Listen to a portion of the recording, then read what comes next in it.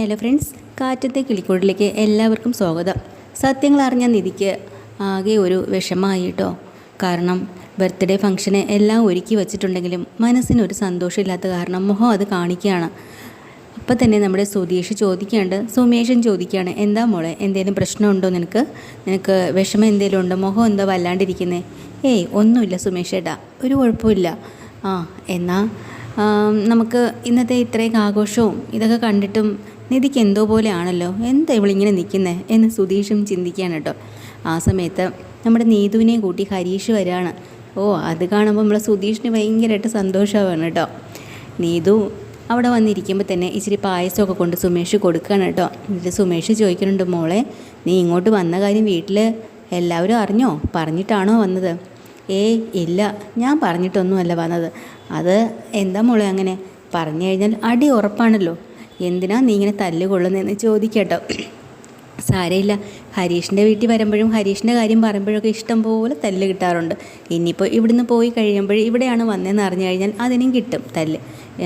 പിന്നെ കുഴപ്പമില്ല, കുറേ ദിവസമായിട്ട് ഹരീഷിൻ്റെ പേരും പറഞ്ഞ് എനിക്ക് തല്ല് കിട്ടിക്കൊണ്ടിരിക്കുന്നതുകൊണ്ട് ഇപ്പം എനിക്കത് ശീലമായി എന്ന് പറഞ്ഞ് അവരങ്ങനെ ഇരുന്ന് ചിരിക്കാൻ കേട്ടോ.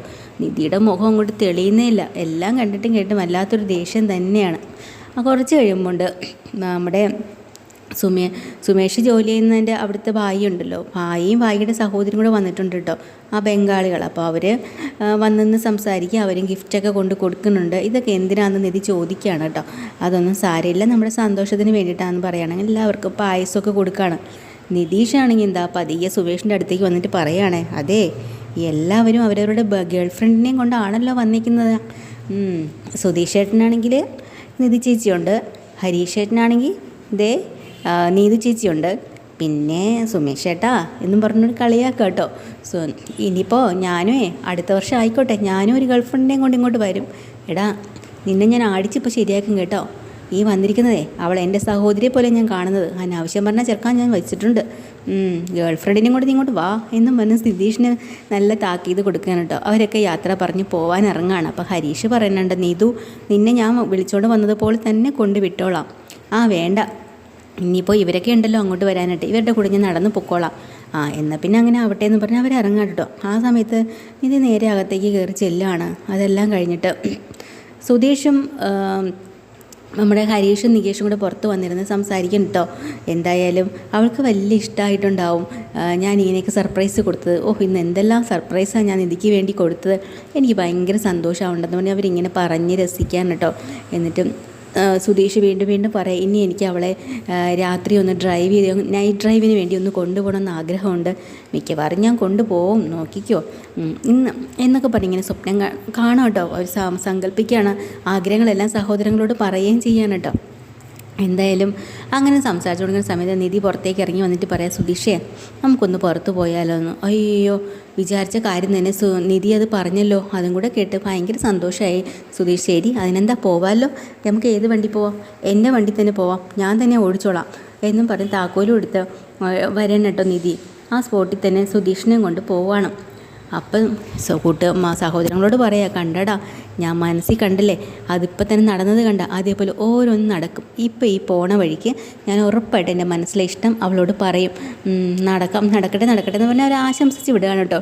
അപ്പോൾ നിതീഷ് പറയാനുണ്ട്, അവർ പോയി കഴിഞ്ഞിട്ട് എന്തായാലും നിധി ചേച്ചി ഇത്ര പെട്ടെന്ന് മാറുമെന്ന് ഞാൻ വിചാരിച്ചില്ല, രക്ഷപ്പെട്ടു, സമാധാനമായിന്ന്. പക്ഷേ ഹരീഷ് പറയാം, എൻ്റെ നിതീഷേ ഈ പോക്ക് കണ്ടിട്ട് എനിക്കൊരു സമാധാനവും ഇല്ല, എനിക്ക് സത്യം പറഞ്ഞാൽ ടെൻഷനാണുള്ളതെന്ന് പറയാം കേട്ടോ. അതെന്തായിരിക്കും ഏട്ടൻ ഇങ്ങനെ പറഞ്ഞതെന്ന് പറഞ്ഞിട്ട് നിതീഷ് അവിടെ ആലോചിച്ചുകൊണ്ടിരിക്കാം. അങ്ങനെ പോണ വഴിക്ക് നിധിയുടെ പുറകിലിരിക്കുകയാണല്ലോ സുധീഷ്. നിധി ഭയങ്കര ദേഷ്യത്തിലാണ്. പക്ഷേ സുധീഷാണെങ്കിൽ എന്തൊക്കെയോ വാദോരാതെ പറയുന്നുണ്ട്, ആ ബർത്ത്ഡേയെക്കുറിച്ചും ബർത്ത്ഡേ ഫംഗ്ഷൻ ചെയ്തതും അത് ഇതെന്നൊക്കെ പറഞ്ഞ് ഇങ്ങനെ ഏതോ ഒരു ബീച്ചിലെത്തി അവിടെ കൊണ്ട് രാത്രി വണ്ടി നിർത്തിയിട്ട് നിധി അങ്ങോട്ട് മാറി നിൽക്കുക കേട്ടോ. ആ സമയത്ത് പെട്ടെന്ന് സുധീഷിൻ്റെ ഫ്രണ്ടിലേക്ക് സുധീഷിൻ്റെ തന്നെ ഒരു ആത്മാവ് സംസാരിക്കുമ്പോൾ തോന്നുക, എടാ നീ എന്തിനാ ഇപ്പോൾ ഇവളോട് എന്തുദ്ദേശമാണ് നിൻ്റെ എന്ന് ചോദിക്കുക. അപ്പം സുധീഷ് പറയുന്നുണ്ട്, എന്താ ഉദ്ദേശം, എൻ്റെ ഇഷ്ടം ഞാൻ ഇന്ന് എന്തായാലും അവളോട് തുറന്ന് പറയും.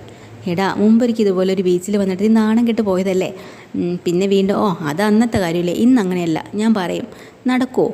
നടക്കും, ഇന്ന് ഞാൻ എന്തായാലും എൻ്റെ പ്രണയം ഞാൻ അവളോട് പറഞ്ഞിരിക്കും, അതിനൊരു മാറ്റവും ഇല്ല.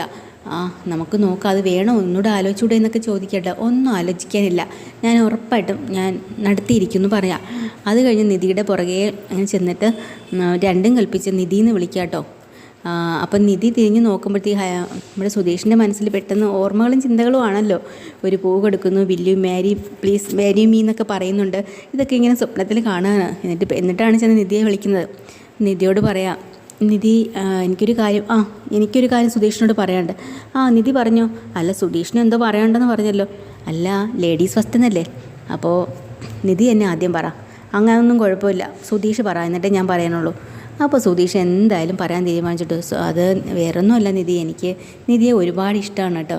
നമ്മൾ മുമ്പ് കണ്ടില്ലേ, ആദ്യമായിട്ട് കണ്ട സമയം മുതൽ നമ്മൾ ഒളിച്ചോടി വന്നതും യാദൃശ്ചികമായി കല്യാണം കഴിച്ചതും അവസാനം ഡിവോഴ്സിലെത്തിയതും ഒക്കെ, പിന്നെ നിധിയുടെ സ്വഭാവവും ഒക്കെ എനിക്കങ്ങ് വല്ലാതെ ഒരു ഇഷ്ടം തോന്നിയിട്ടുണ്ട് കേട്ടോ. നിധിയെ പിരിയാൻ എനിക്ക് പറ്റുന്നില്ല. നിധിയെ എനിക്ക് അത്രയ്ക്ക് ഇഷ്ടമാണ്. ഡിവോഴ്സിന് പോകുമ്പോഴൊക്കെ എനിക്ക് ഭയങ്കര ടെൻഷനായിരുന്നു, അത് മുടങ്ങണമെന്നും ഒക്കെ ആയിട്ട്. എനിക്ക് അത്രത്തോളം ഭയങ്കര ഇഷ്ടമാട്ടോ നിധീനെ.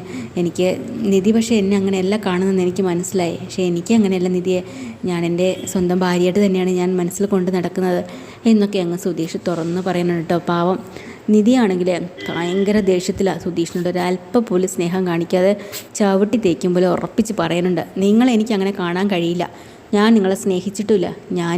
വീട് വിട്ട് ഇറങ്ങി വന്നിട്ടുണ്ടെങ്കിൽ അത് എൻ്റെ പഠിപ്പിനും യോഗ്യതയ്ക്കും അനുസരിച്ച് നല്ലൊരു ജോലി കിട്ടി നല്ലൊരു വിവാഹ ജീവിതമൊക്കെ കഴിച്ച് നല്ലൊരു ജീവിതം ജീവിക്കാനാണ്, അല്ലാതെ നിങ്ങളെപ്പോലുള്ള ഒരാളിൻ്റെ കൂടെ ജീവിക്കാൻ വേണ്ടിയിട്ടല്ല എന്നും പറഞ്ഞുകൊണ്ട് നിധി ഒരൊറ്റ പോക്കങ്ങ് പോവാട്ടോ. അത് സുധീഷിനെ വല്ലാതെ തളർത്തി കളഞ്ഞിരിക്കുകയാണ്.